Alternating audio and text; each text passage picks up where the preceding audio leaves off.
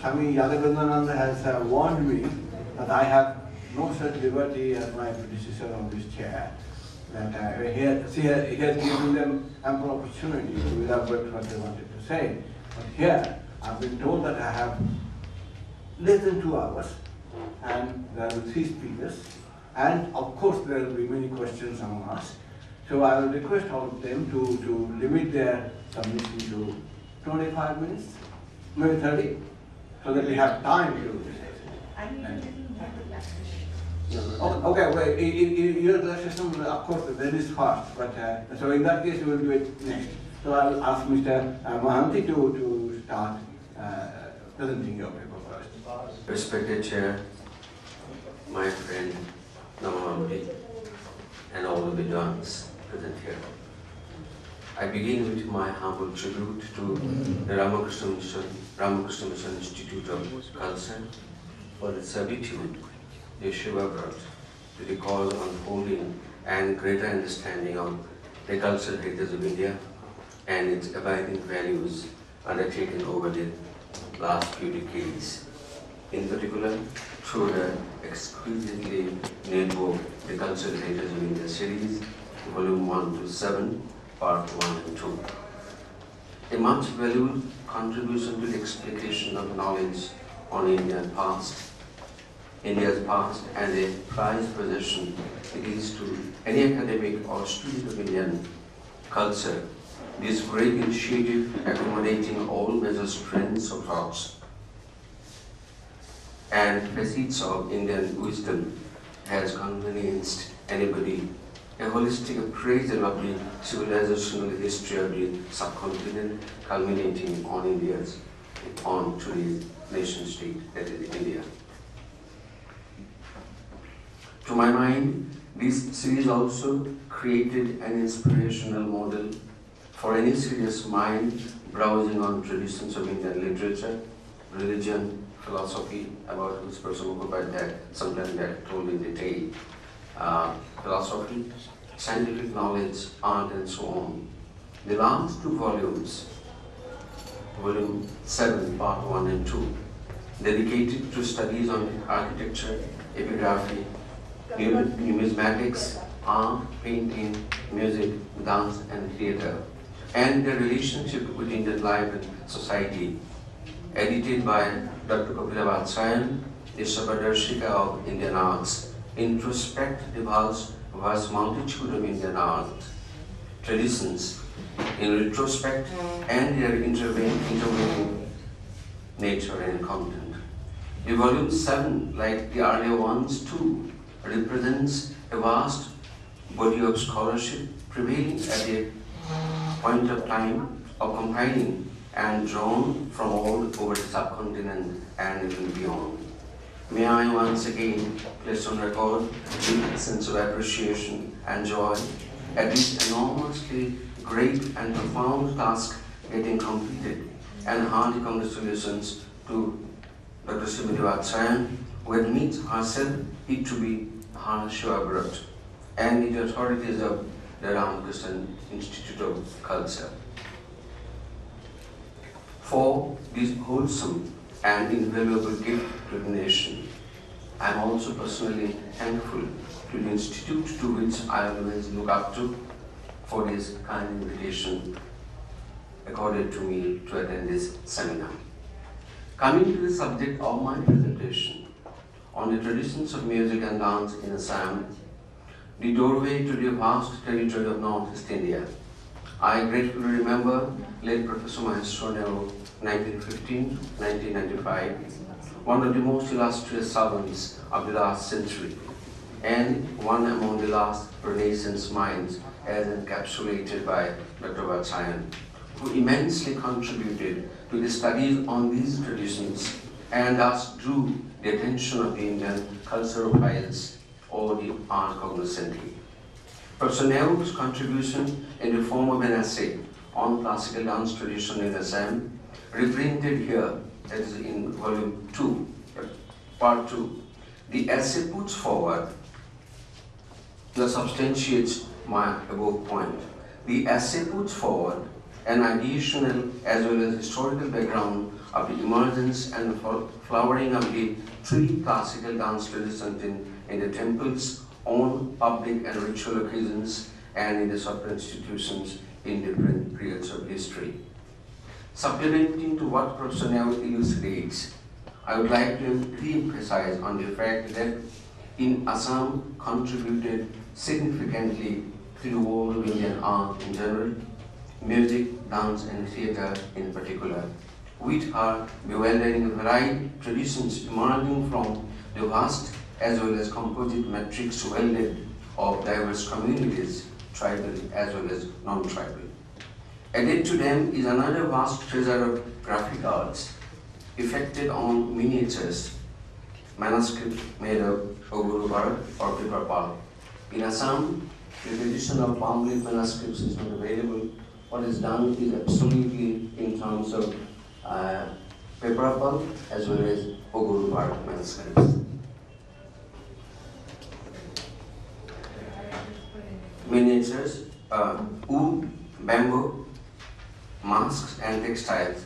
Mahatma Gandhi, during his first visit to Assam, complimented the women in the state of Assam of creating dreams on their looms.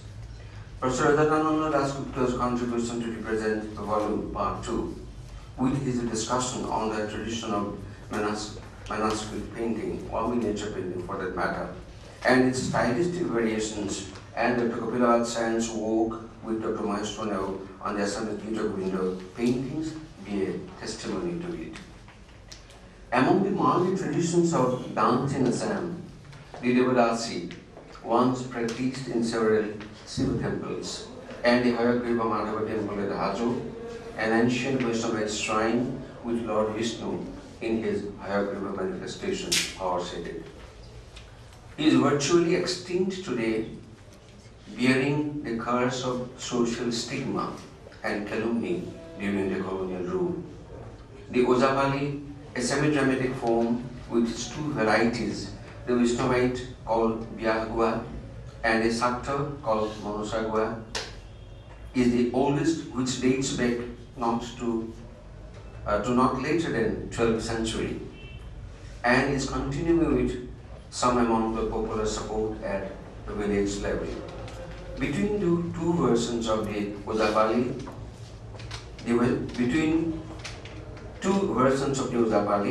the Vaishnavite or the Byahgua, reminiscent of the Vyasa of the Mahabharata poet, and ingeniously combined with music, dance and drama, performed mostly on ritual or public ceremonies, demonstrates an interweaving of Margi elements in terms of melodic as well as rhythmic modes, intricate footworks, hand gestures, and graceful gaits, juxtaposed with local elements in terms of language, costume, decor, etc.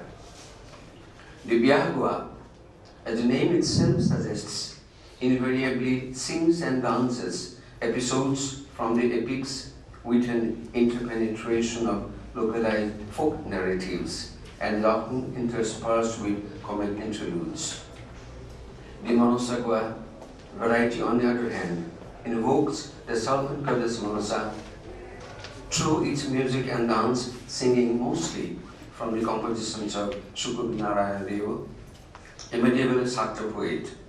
While its initial part is characterized by renditions of raga-based melodic modes, dance movements with beautiful mimetic gestures, its later part gets transformed to a vigorously rhythmized trance dance, like several trance dances are ritually practiced by tribal communities, like example, the Kherai of the Boros, the dance of the Bharat Puja among the Tuas, and so on. We can give so many examples on this count. Thus, it needs no insisting that the Monosagua variety, also called Subannani Ozapali, has woven into its fabric some of the tribal traits into its form and content. Unlike the Devadasi, both the varieties of Ozapali since earlier days have been expounding the notion of sacred secular continuum, which their performances taking place in the temples as well as invitational public occasions or ceremonies. Coexistent with these cultural expressions, music and dance in particular is a walking of multi-layered game observed or pursued in each region of the state of Assam. As said earlier, the composite nature of the population in Assam comprising diverse groups belonging to regionalized Indo-Mongoloids and Austric led to the growth of diverse cultural patterns born of or associated with their lifestyles concerning activities around agricultural cycle, religious social rites, rituals, and other ceremonies of respective communities.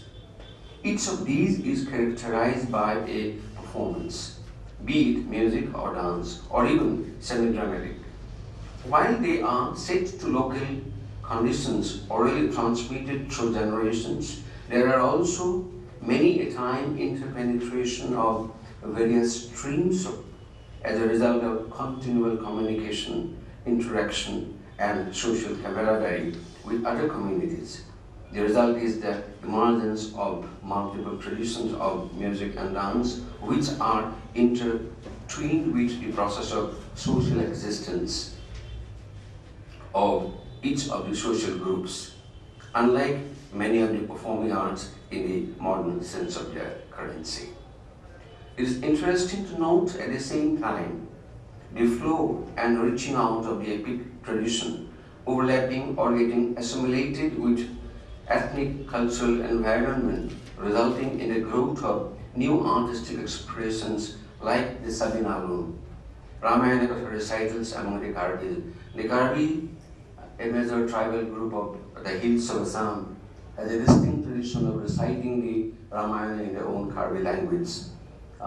It's a very interesting phenomenon where Rama is a Karbi youth, Sita is a Karbi girl. They're walking, in the field of the Zoom cultivation.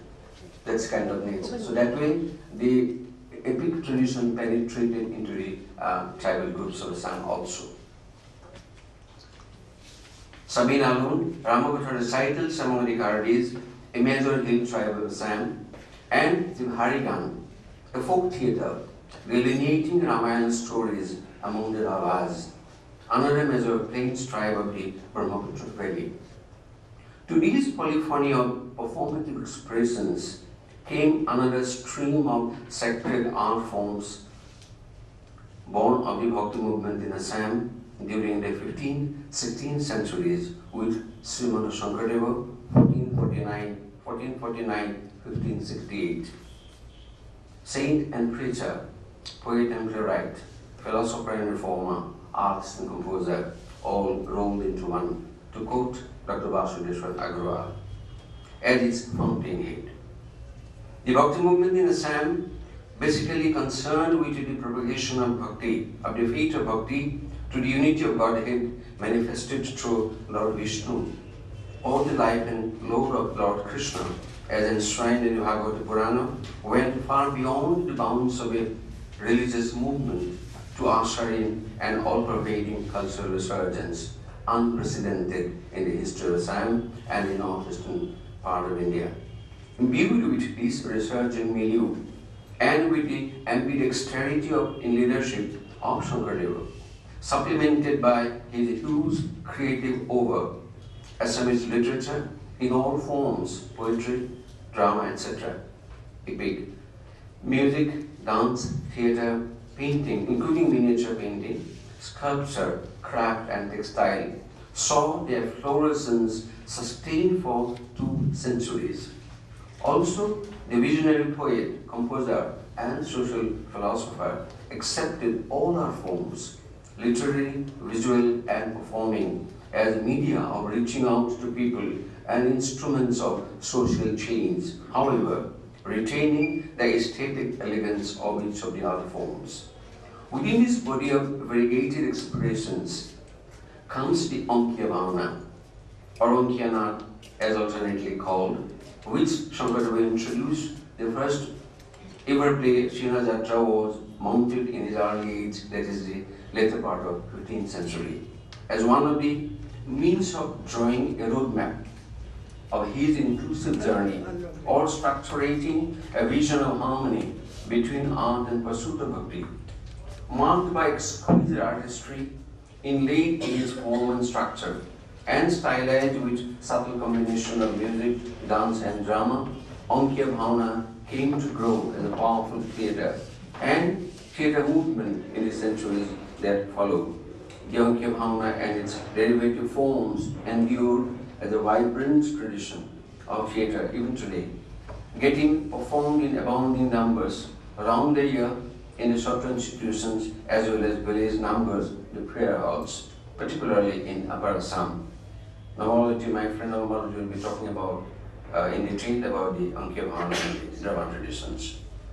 Music and dance being integral part of each of the performance of Ankiya Bhavana, found to be flourishing throughout the period of the Bhakti movement and thereafter with the patronage or in the hands of the Satra institutions.